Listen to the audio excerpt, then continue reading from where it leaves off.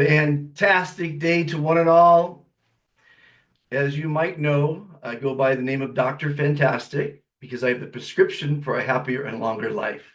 I'm a self-proclaimed motivational speaker, philosopher, and life coach, artist extraordinaire, and author.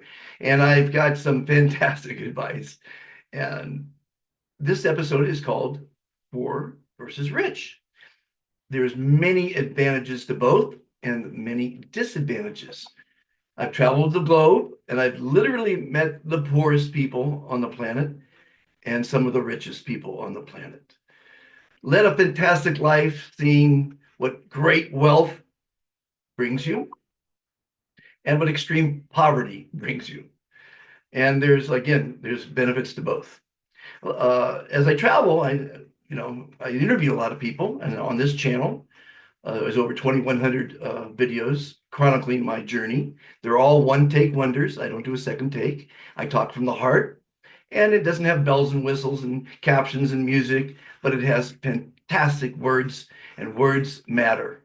Words affect water. We're 70% or 80% water, and I believe in kind words. Uh, my kindness revolution doesn't promote religion, it doesn't promote business, and it doesn't promote politics. It promotes kindness. And I call the situation on the planet the insanity of humanity. So grab a cup of coffee, and I'm going to give you a little dissertation on poor versus rich. Where do we start? Poor or rich? I'll mix them both up. The poor people, the ones that find love in their life and a family, are the richest because they don't have the problems that wealth brings you. And wealth brings you a lot of problems. I always tell people, if you're rich, do not tell anyone you're rich because they're going to want to borrow money. And people who won the lottery, 70% regretted it because it destroyed their family and their friends. And money is the root of all evil. It causes a lot of problems. It buys you nice, shiny things and a lot of fake friends. I had the trappings of wealth. I had a big 65-foot yacht, and people loved my yacht parties and my house parties because I had a French wife, and she was a fantastic chef, and I'm pretty fair company, and everybody had a fantastic time. And I could only fit 100 or so people on the yacht, but it was the place to be in Marina del Rey for the 4th of July, for Christmas, for New Year's. Had a lot of fun. And it doesn't bring you happiness. Wealth can bring you misery. And as you might note by watching the news, a lot of rich people kill themselves. It's terrible to kill yourself. But they do say dying is a pleasant thing. And anyone who's ever died and came back said they're never afraid of dying. I'm never afraid of dying. I could die today, and I had a fantastic life. Raised two fantastic sons, helped raise a couple daughters from my wife's previous kids, and I felt I was a fantastic father. And it's feeling and knowing that you feel that you did a great, fantastic job is what is half the battle.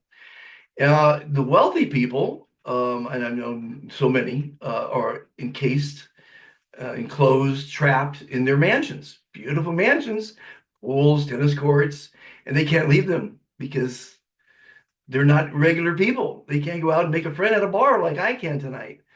And that's what it really is about is interacting with humanity. But these wealthy people have what's called an inner circle. Very few people, and the inner circle doesn't even let the outer circle in. And then there's circles around that. It's concentric circles around very, very wealthy people. And people who are in those circles covet it because it's a pretty good connection to have someone very wealthy as a friend or as a business associate. But it brings so many problems. Stress, people die from stress. My mother died from stress. Money brings stress because a lot of people are dependent on you. Imagine living by yourself, as I do. No one's really dependent on me. They're dependent on my mission, but they're not dependent on me. And you shouldn't be dependent on anyone. You have to be self-reliant and trust yourself.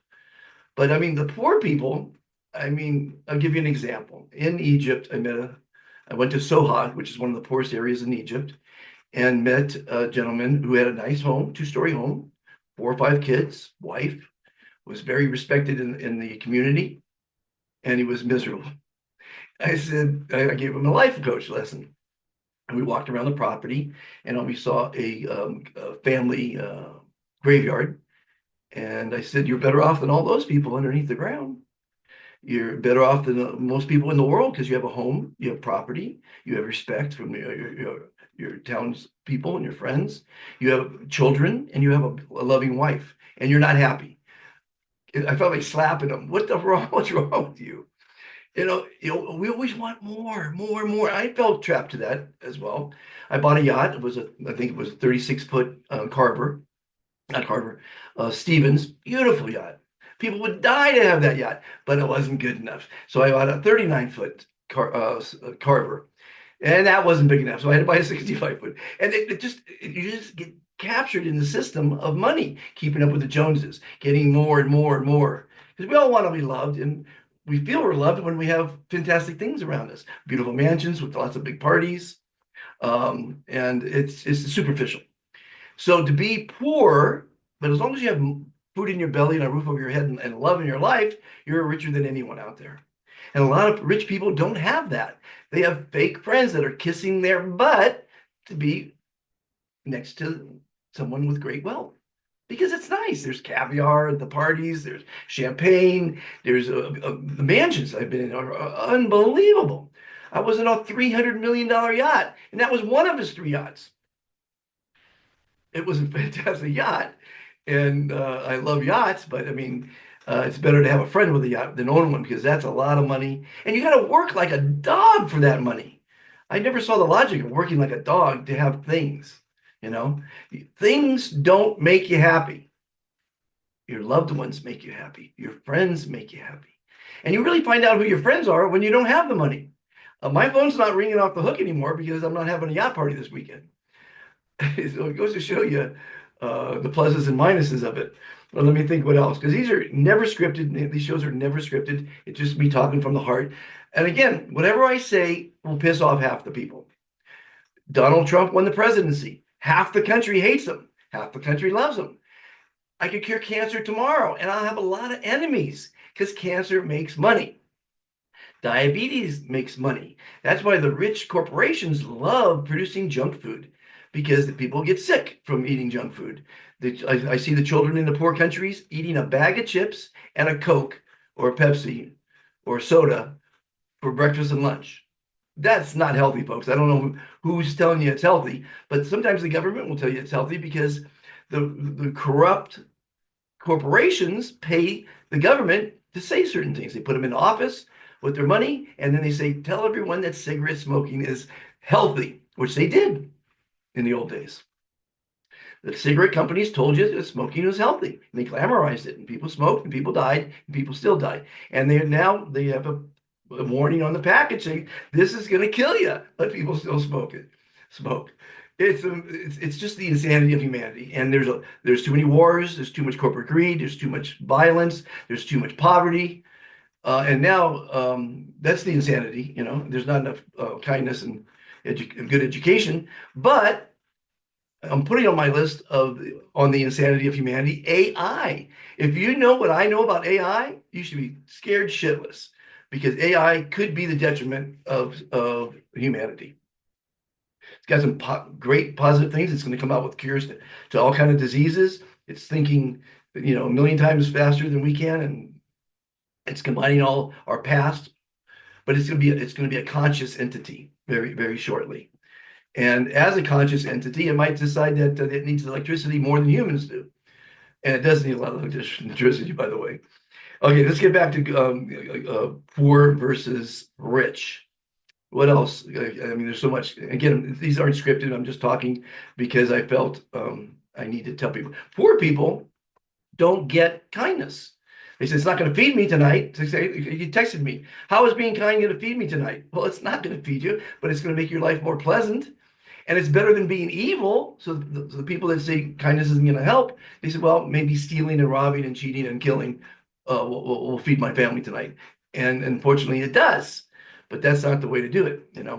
We have to treat everyone like we want to be treated. No one likes being stolen from. No one likes being robbed and beat up and raped. Nobody likes that. So why would you do it? And hopefully you don't do it. So I've created the kindness revolution because someone's got to save the damn planet. And we're now releasing what's going to be called the Global Kindness Social Network.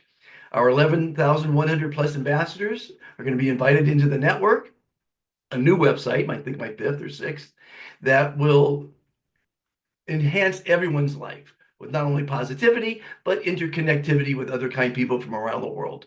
If you have a product or service, you can, if you decide to give a discount to our ambassadors, small discount, doesn't matter the amount, it's saying thank you for being an ambassador, thank you for being kind, you can promote your company in the social network.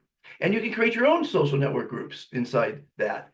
And you're going to get the daily motivational quotes that I send out every day to our 800 WhatsApp groups. And you could join a WhatsApp group and help spread the kindness revolution. There'll be all kind of fun things you could do inside it. It'll have a classified where you could sell your clothes or give your clothes away. In Belize, I used to have, I built a booth on the main road and it said give and get, because it's better to give than to get, by the way. And I would put goods out there, and the next day they would be gone. And people are still doing that today on the island of Ambergris Caye in Belize. Because one man's junk is another man's treasure. Or I should say, one person's junk is another person's gender. You got to be gender neutral nowadays. And so give away the junk. Don't throw it away. Give it away. You'd be surprised what something is totally useless to you is totally valuable to someone else. And this will connect people that need an old frying pan. Just a frying pan. It might be 20 years old to you and useless, but you probably throw it in the trash. Someone could use that frying pan. Believe me, someone could use that frying pan. And one day we'll be able to share food because for some reason, so much food gets thrown away. And I think if you freeze it and ship it, it's valuable to people. But people say, no, they might get sick from it. It's just so many rules and regulations that deter people from being kind. And kindness is going to save the planet. And if you get a chance, check out The Complete Guide to Happiness, which is a podcast that I'm hosting. And if you know anything about life, caring is sharing, or sharing is caring, either way, which leads to kindness, which leads to happiness. And we're on the planet to be happy. And every day I dedicate myself to sharing happy thoughts, happy quotes, kindness, connecting people, and making people happy. And that's hopefully you'll join the kindness revolution. If you're an ambassador of kindness, become an admin in one of our groups, invite people in, share your own kind words, not negativity, not business, not politics, although we do have groups for those subjects. So anyway, that's poor versus rich. Be careful what you wish for, because one of the things I've always said is do not wish for fame or fortune. Fame is a bitch. Fortune will destroy your life. It's very hard for the common man to handle millions or billions, and nowadays trillions of dollars. Very, very hard. Some people can handle it. Some people can't. Most people can't. And again, the lottery is the greatest example. I mean, if 70% of the people regret the lottery, what does that tell you? What does that tell you about money? And if you do win the lottery, call everyone you know and ask for to borrow $100. They're all going to say no. And when they hear you won the lottery, they're going to ask you for money. So you have an excuse not to give it to them. Again, rich people, there's another thing about rich and poor. Rich people dress down. Poor people dress up. Go figure that. I had a limousine company. The poor people tip very nicely. The rich people don't tip at all. It's a very, very strange society we live in. The greed and the evil has been with us since the dawn of man. Imagine going on Sundays during the gladiator days to see men killed by lions or by each other. That was entertainment. You brought a picnic basket and you enjoyed your Sunday afternoon watching murder and mayhem. Makes a lot of sense, doesn't it? The things that man has done to a fellow man, burn women at the stake in the 1700s in America because they thought they were witches. Actually, they've been burning people for eons because they were outspoken or they were ahead of their times.